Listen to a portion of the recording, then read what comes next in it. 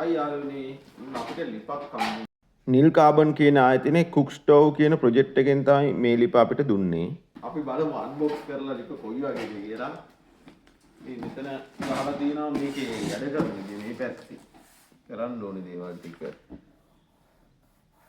මේ පැත්තේ දීලා තියෙන මේ ටික SSM Eco. කියන අපි බලමු කොයි වගේද ලිප තියෙන්නේ කියලා. අන්බොක්ස් ලිප අන්බොක්ස් කිරීම.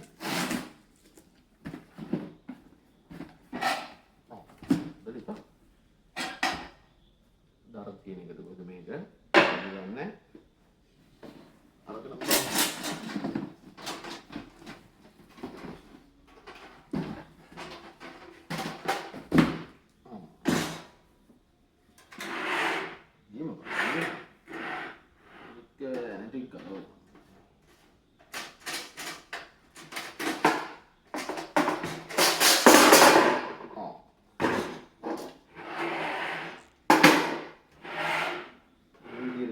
මේක විකුණන්න බෑ. ගෙදර පාවිච්චි කරන්න විතරයි පුළුවන් විකුණන්නට නෙවෙයි කියලා ගහලා තියෙනවා මෙතන මේ. QR කෝඩ් එකක් තියෙනවා. මේක ගෙවල් වලට එනවා කියලා බලන්න. සහතිකයකුත් හම්බුණා.